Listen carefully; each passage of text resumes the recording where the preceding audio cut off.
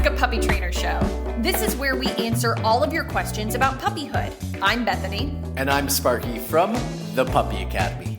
If you have a puppy question you need help with, join us live every Wednesday at 1 p.m. Pacific time on Instagram or TikTok at the Puppy Academy. This is where we tackle your toughest training challenges and guide new puppy parents on how to make puppyhood easy. If you're ready for more in-depth puppy help right now, check out our online school at thepuppyacademy.com to have us personally guide you through every step of puppyhood and in raising a happy, well-mannered pup. We're excited you're here. And now, let's get to the show.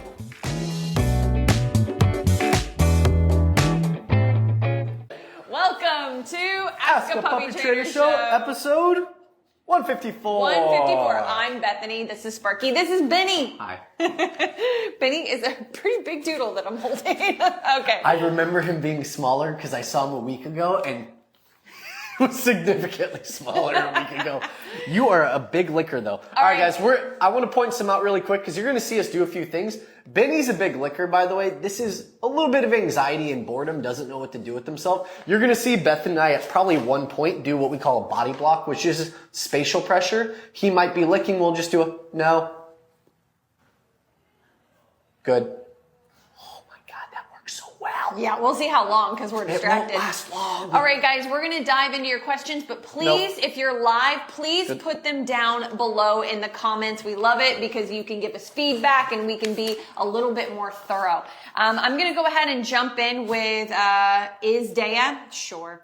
How do you stop your puppy from chewing on their leash when back tied? You know what? This is a really normal thing. If your puppy hasn't learned place, it's even harder for your puppy to be back tied. And so make sure that not only have you taught place with food, but you've also done a balanced training approach where when they get up, you move in with body language, the way you saw Sparky, moving in for obsessive licking to teach the puppy to reset themselves back on place. Now, I will say when they're back tied, they don't have to be on place, but there's a correlation between that connection of backing up, calming down, and being able to be back tied. You have anything to add? No, that was good. I'm sorry. I didn't even hear the question. I was focused on the licking. I was going to also say that you could try like a pet corrector, like, no, and see if the puppy settles back and then make sure you redirect them to their nylabone because if they're chewing, then they need something else to do. You haven't practiced enough boredom work yet. And so you can give them a nylabone, something to redirect them to. All right, now I got something. Now I realize what the question was. Okay. You mentioned boredom, which is what I love. The reason we do place, guys, is not just to put a dog on place. It's to teach them how to be bored like we learn in school and how to eventually become okay with it because a dog who's okay with being bored usually isn't very anxious. That's like a big thing that we teach in our program. True. Yeah, we don't want to constantly pacify them, but your puppy just may not quite be ready yet for all those steps. Benny, where are you going? Hi.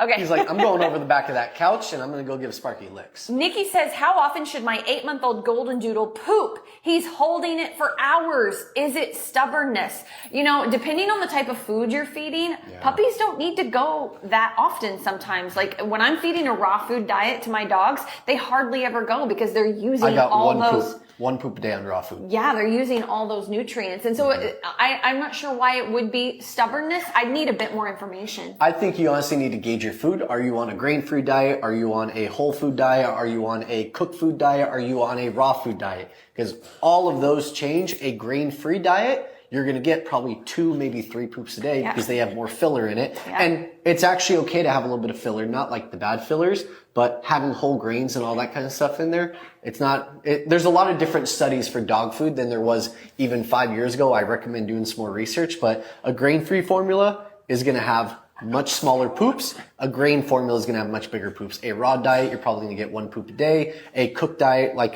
just food for dogs around us, is like cooked food with turkey and noodles and all that. And you're probably going to get 2, maybe 3 poops a day. So it's a little bit different depending on the food. Yeah, it's just different depending on the food that you've got. And so if you think there's some stubbornness, then just try some exercise, add an egg, something to his meal.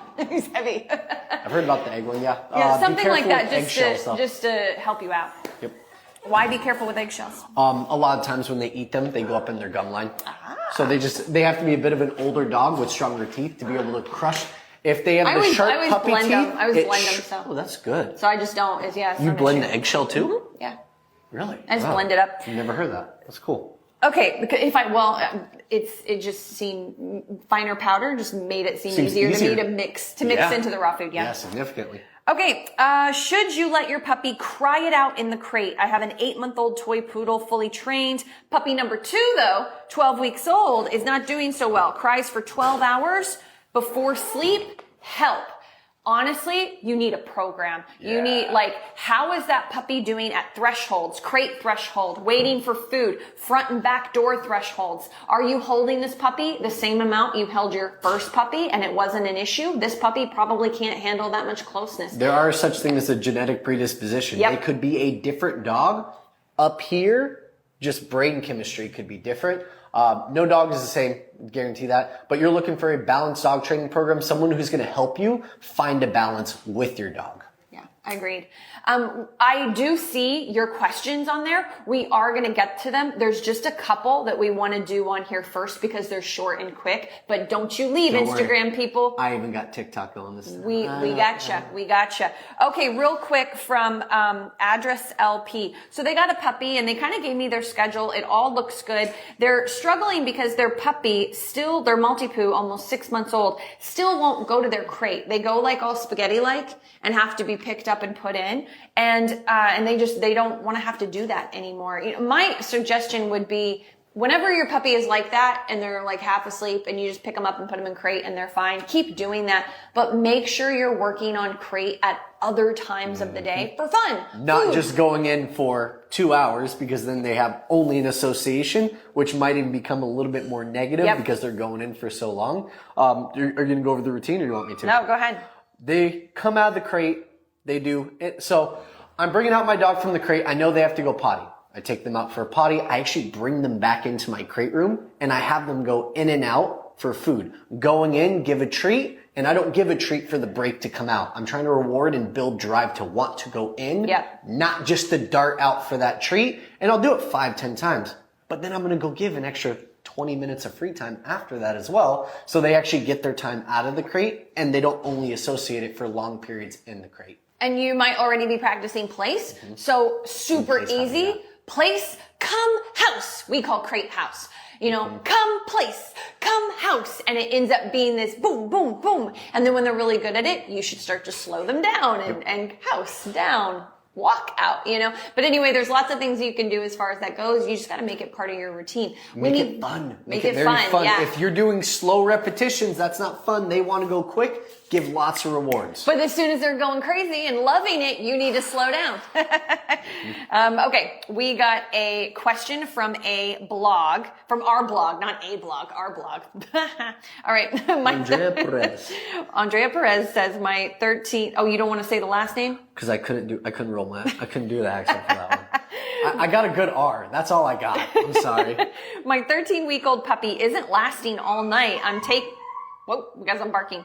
I'm taking her out every 3 hours. Otherwise, she'd be wet in the morning. Is this normal? Should she be sleeping through the night? There is no normal. Yeah, but 13 weeks it's not. Is it a small breed puppy? Yeah. Because Do we have a breed? Do we have a breed? No, we don't have a breed. But my little dog, I have a Maltese mix, and she's old now. But when she was young, she had to go out every 3-4 hours. At night? Yeah, for weeks. We're big dog owners at home, but we do train a lot of young puppies here. Yeah. The overnight part, that can be difficult. I'd be looking for a few things. When's the last time you give water? Yes. If it's at 6 p.m., then you're doing it right.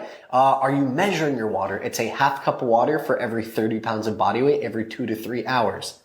Half cup of water, 30 pounds of body weight every 2 to 3 hours. So if you're giving a good amount of water, even at 6 p.m. for your final one, your puppy might hold that, even go potty right before bed, but still have some left in the tank. Yeah. So I would gauge the amount of water you're giving. Don't give free water. You should always drop it down because water's a resource. It's training as well. Yeah. You make them sit, they wait, you build impulse control through that sit and wait. You say break as you give it to them. and I just say no water 3 hours before bed, but you give it more often through the day. But 3 hours before bed, don't give any water. If you happen to play with your dog or something, just give them like a little piece of ice, you know, something like that they can kick around.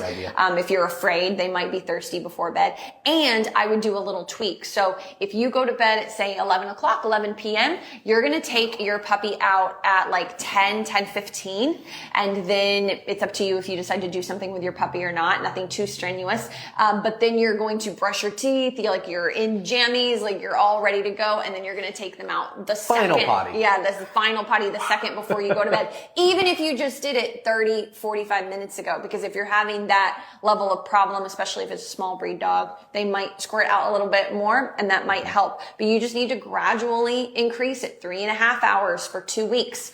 4 hours or maybe a week. I might try a week and then do it that way. That's a good thing to mention. You're not going to get 8 hours after this conversation. You're going to get maybe 4 in a week, maybe 5 in a month, that type of thing. But I want to make sure, I have something really excited to announce. I want to make sure I let you guys know. We don't have the link for it yet in our bio, but we're going to very soon. So just look for it. We are going to do a free potty training power hour webinar where we're going to go over all of the specifics on potty training young puppies. We're going to be doing that on June 26th. So make sure you look for that sign up. Okay. It's going to be cool. We got a lot of stuff we're putting into it too. All right.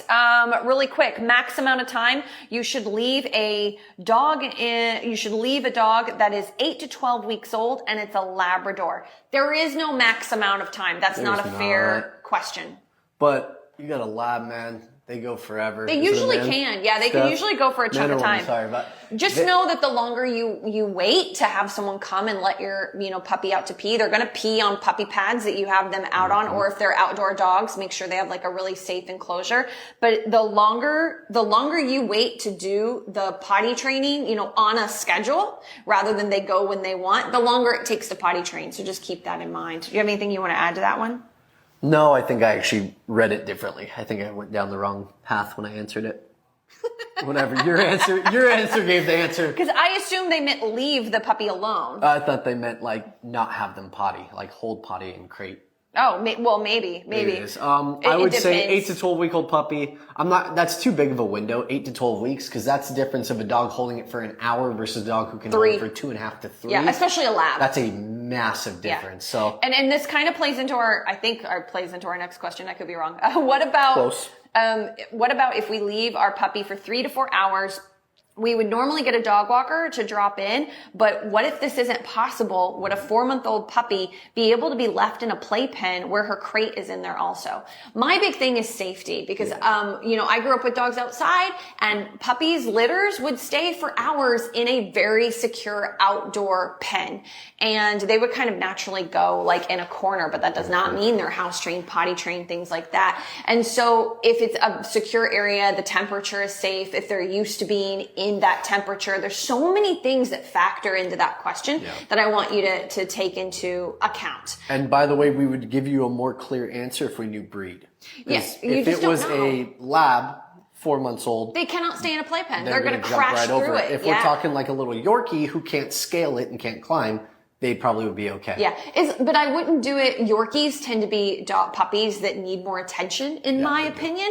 I'll just give an example. Don't do it. But I'm just saying that, like, if you're a nurse and maybe 3-4 days a week you have a dog walker, and then that dog walker cancels on you, one day your puppy's going to be okay. But I just wouldn't make it a regular thing. Yeah. But breed, relationship, temperament, all of these things factor in enormously. When I got a border collie, I knew that I no longer would have my German Shepherd who can hang out for 6-7 hours, an adult, until I was done with work. I knew that my border collie was not going to be able to do that most likely. And I was right. He still can't. 4 hours is his max. Then he starts chewing up the walls. I have a client who had a similar situation. She started a new job. She worked from home before, and she had 2 very large, very strong, very motivated labs to do stuff.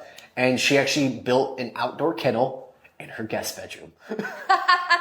And it was large. It took about maybe a third of the room, but it had an area where the dogs could hang out, an area where they could be in their crate, and then they could hold it for about 7 hours in there, so they didn't have a potty spot. Yeah. But you could easily add in another section and For a make it potty into a spot. potty area. Yeah. And you're basically just doing what we call city life. This is like New York style life. Yeah. Living in the city.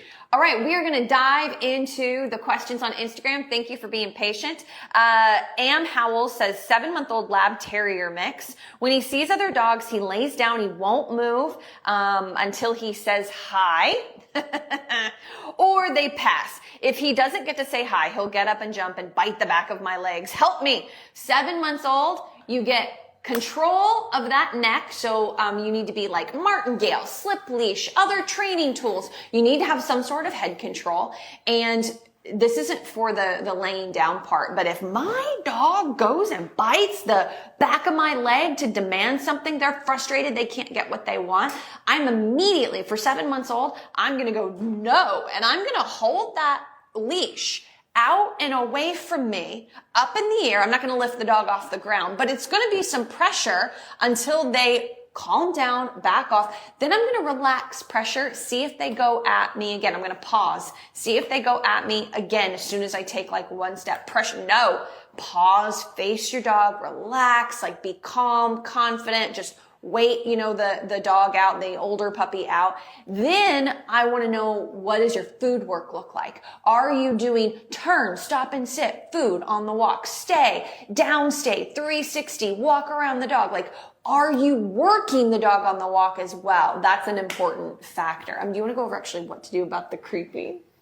I actually didn't hear the beginning part of the question. Like the dog is like, they see a dog and they plant.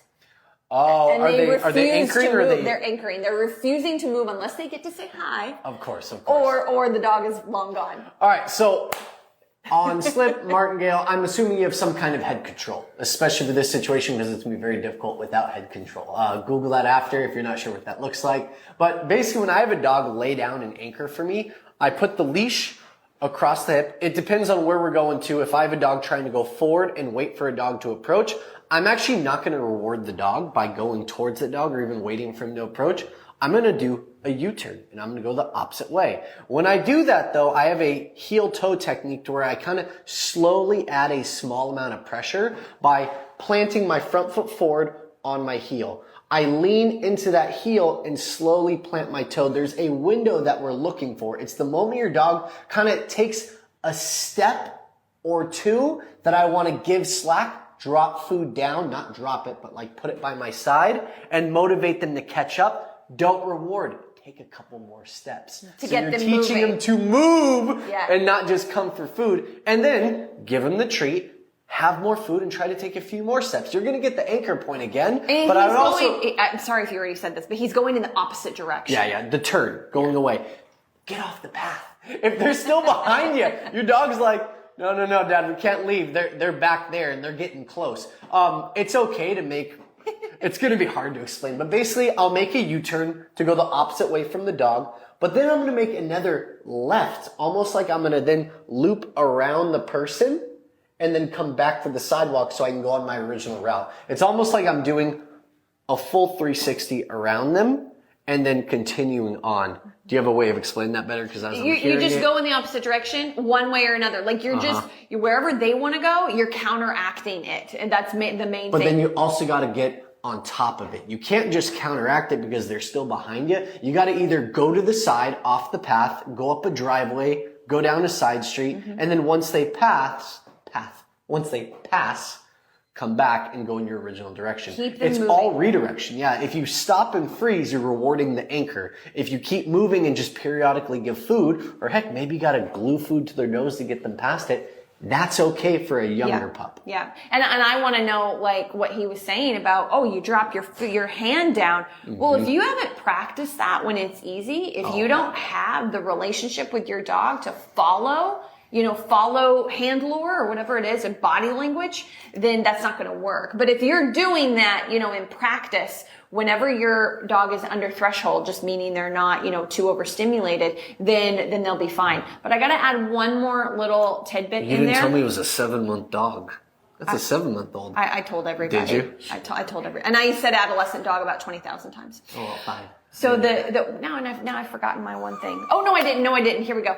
If you keep letting him greet dogs in his neighborhood, even if it's only one dog out of 20, It is confusing him. They're beginning to have more value than you. Yes. Because there's so much more fun they're not beginning. in that moment. I'm trying to be nice, They're not Bethany. beginning. It's happened. You're important too, but the dog in that moment is more important too. You're not important. So we want to make you important, right? We want to make sure you're important. So I would bad cop, good cop today? I would completely pull saying hi to dogs on the walks. It's not worth it. Dog fights happen. We get stuff like that. It happens here all the time. It's really unfortunate. And so you want to go to a play date. You want to go on a hike where like dogs can greet and it's loose leash and it's cool, or a park or something. Do it. But in your neighborhood, it's a different setup. It's all about you and the dog. You're together. You're one energy. It's all that like cool nature stuff. And so tap into that. Like make it, it's not, oh, my poor dog can't say hi. It's like, no, I'm with my dog and I'm bonding with my dog and my dog is learning to trust me, follow me. It's all of that good stuff. Did you already mention doing all of this in the home before going outside? Well, I just said practicing it. Like when practice it's easy. In a very, very low key, controlled environment, doing the step back pivot turn with the food. That's not an easy move when you have a lot of pressure and you have a dog anchoring and dog's walking towards you and you feel like the clock is ticking. Practice it where it's easy. Driveway, if you live in an apartment, use your parking routes. There's a lot of great places to work on it. Even the walkway along the side of your house. A lot of That's a great good one too because it's narrow. Yep. Yeah, it's good too. I'm so glad. This is from Rock Black. I mean, I don't know if that's actually what you meant it to. Oh, maybe it's Rachel Black. That's possible. This question is a bit intense, guys. So I'm really glad that we started with some of the like puppier questions because this one's a bit intense, even though it's a young puppy. I need you all to take that into consideration when you hear our answers because this is not great. Okay. I have a 5-month-old golden retriever. Man, those retrievers, sometimes their biting is so bad. Well, it's because they are meant to have a feather mouth. But some of them don't have a feather mouth. It's not the feather mouth. Yeah. It's more like the border collie Shark, mouth. shark. Anytime we don't let her go upstairs or the way she wants to go on a walk, she will start biting us, and the biting is so bad it's leading to bruising. I have been bitten by so many puppies, it's not even funny. It has got to be bad to lead to bruising. Yeah, that's how we do threshold training. We've tried using the leash. Obviously not working. She's done leash up and out, but she jumps and bites our arms and our shirt when we do this. Should we do timeouts? If we bump into her, it riles her up more. Thank you for the context, Rachel. That was super helpful. We can give you advice, and we absolutely will, but you need help. You need some private one-on-one coming to your home, working with you guys. Agreed. You do need it. I mean, we can give you advice and we're going to because I have things. I mean, I'm thinking about you're lifting up and he's kind of starting to bite the arms and stuff too. You might need to have a shorter leash. You might need to step into them as well so you can keep them on the back step and they're kind of more reeling versus on the front step trying to jump towards you. A lot of it is body language, not just leash pressure. I know leash pressure technically is body language, but it's the movement in that's getting them to either back off or slightly settle down. You're looking for a break in the behavior so you have somewhere to start working from. What I'm going to say is it's going to sound like a bit harsh and I really don't mean it to at all. It's just kind of is what it is. It happens to some families and it might not even have that much to do with you. It might have more to do with your dogs and their genetic temperament of just being a tougher minded dog. But there's a couple of things that I want you to think about. One is your puppy doesn't believe you. And maybe that's because you're not being serious enough when you're doing it. I'm sure you feel serious. I'm sure you do. But what I mean is like, I need the world to go quiet around you and you're purely focused. You're grabbing a little bit closer, not like right next to the neck. You don't want that, but you don't want your arms to have to be like above your shoulders. So you have like so much leash because then they've got plenty of room to just jump up and bite. But you don't want to be right next to the collar either. There's a middle ground. What? There's a word in here that I actually really want to mention. You said leash up and out correction.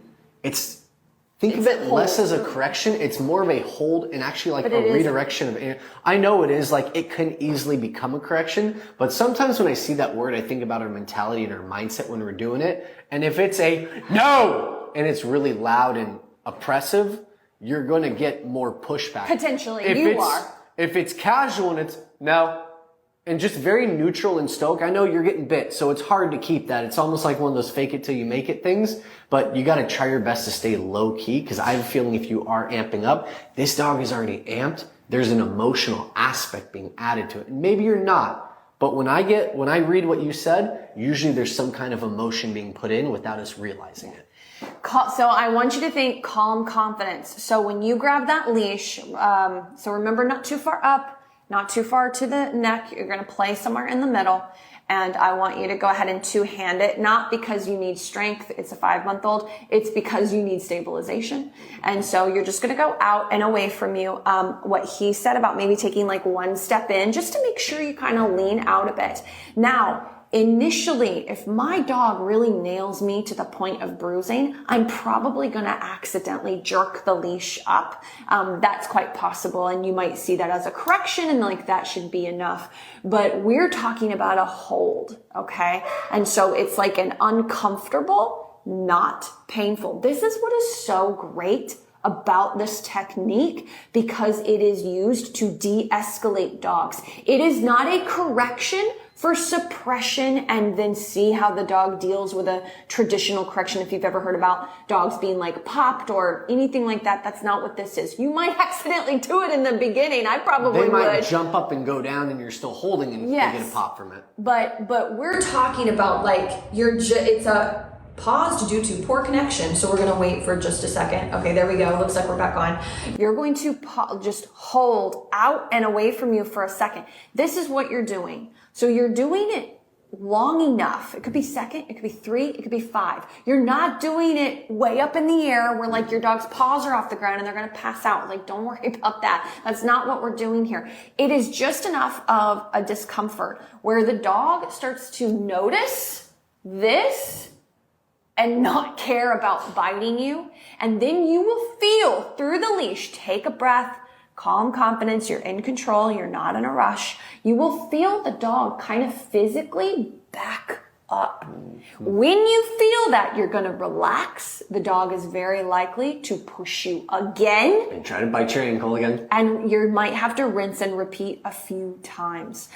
So this to me is really important, this aspect of it. But the next half is just as important. What is your relationship like the rest of the time? Mm-hmm. This dog seems very either entitled, pushy, permissive, frustrated, maybe insecure in some ways.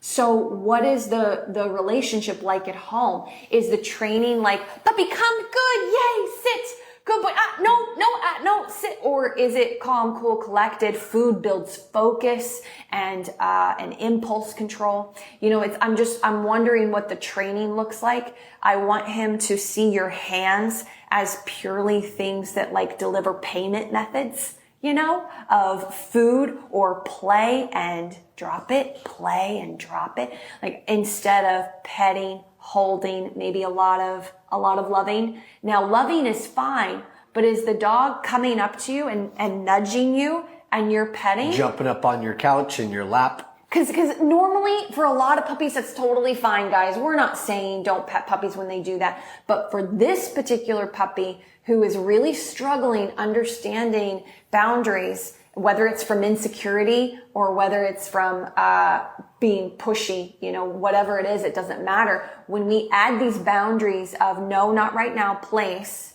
and then when they're calm, calm affection, train, you know, when things are just more scheduled and the emotion that's shared with the dog is more intentional rather than just haphazard, you know, keeping the dog excited and not realizing it through the day. We want to make sure that this is in check, this is paid attention to. Otherwise, none of the advice that we give you on a walk will follow through. You'll continue to have so much pushback. I would stop the blocking for a while because it's not working. You don't have the believability. And again, you might be doing it right. It could purely be from a genetic perspective or the other things in the home that there's just a bit too much freedom and permissiveness. I don't know. But it is a serious thing. And so that's why I have a serious tone. And I hope that gives you some guidelines, but just to full circle back what Sparky said. I think you definitely need some one-on-one help. After I would do that pressure, I would like shake my food pouch, and hopefully that's a trigger to the dog to pay attention. And I would be doing sit down, stay, come, sit down, stay, come, let's go, but no more than like 10 steps, turn. I would really keep that dog engaged, like 15-minute training session on a half a block. I wouldn't really go for walks for a while until that was like really good. And I treated every walk like a class, like you're going to a class for 20, 30 minutes. Session. So every training session is like a class rather than a walk. But anyway, guys, I hope that really gives you some clarity. Do you have anything to tie into that? I just want to mention what you just did to them. You guys just became dog trainers with what she just told you. Anyone can go on YouTube, anyone can go on Instagram and TikTok and look up videos, do come sit down and say. That's not what creates a good owner for their dog. A good owner for their dog learns to understand their dog better, learns to know how to work with them in different environments and different situations, because every dog is different. That's what Bethany just did for you guys. She helped you become dog training owners. It's very different from just being an owner. All right, guys, thank you. And we will see you same time, same place next week. Bye, guys. Bye. Thanks for tuning into Ask a Puppy Trainer Show. We hope you found some advice that you can use to help make puppyhood a little easier. Don't forget to join us live every Wednesday at 1 p.m. Pacific time on Instagram or TikTok at The Puppy Academy. This is where you can get a chance to ask your burning questions in real time. And if you want even more puppy guidance, visit our website at thepuppyacademy.com for info on joining our online puppy school. If you enjoyed today's episode, please consider subscribing to our podcast and leaving us a review. These reviews let more people find us and supports us on our mission to help as many puppy parents as possible around the globe. Thanks for listening, and we'll see you in the next episode.